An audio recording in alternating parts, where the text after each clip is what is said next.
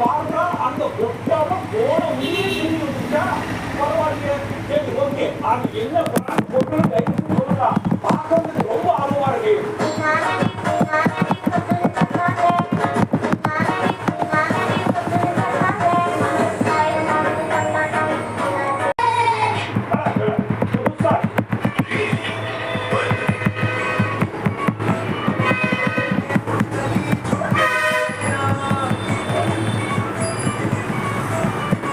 அதான் சைக்கிள்காரன் வெள்ளடிச்சு முன்னாடி வெறுப்பை சைக்கிள் ஓட்டிட்டு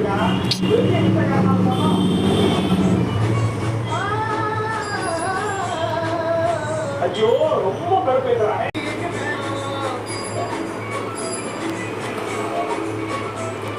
ஆனா அவன் தான் நீ எவ்வளவு ஸ்பீடா போனாலும் பின்னாடியே வந்து வெள்ளடிச்சு வெறுப்பேற்றான்.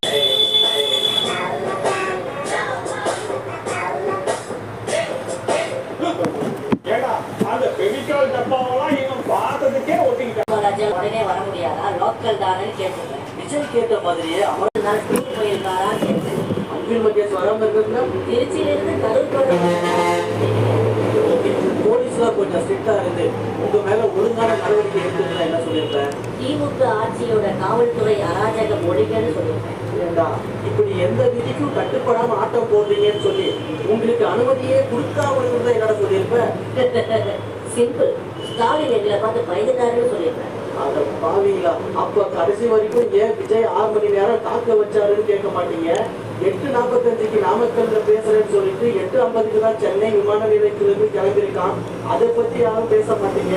இத்தனை பேர் செத்து போனதுக்கு அப்புறமா ஏன் என்னன்னே கேட்காம சென்னையில வீட்டுக்கு போய் அறிக்கை விட்டுட்டு இருக்கான் ஒருத்தர். அவனெல்லாம் யாரும் கேட்க மாட்டீங்களேடா. ஆனா ஒண்ணுடா, விஜய்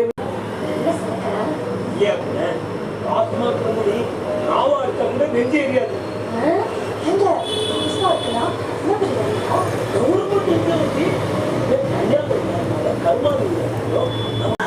எங்கேயுமே இந்த மாதிரி நடந்ததில்லை.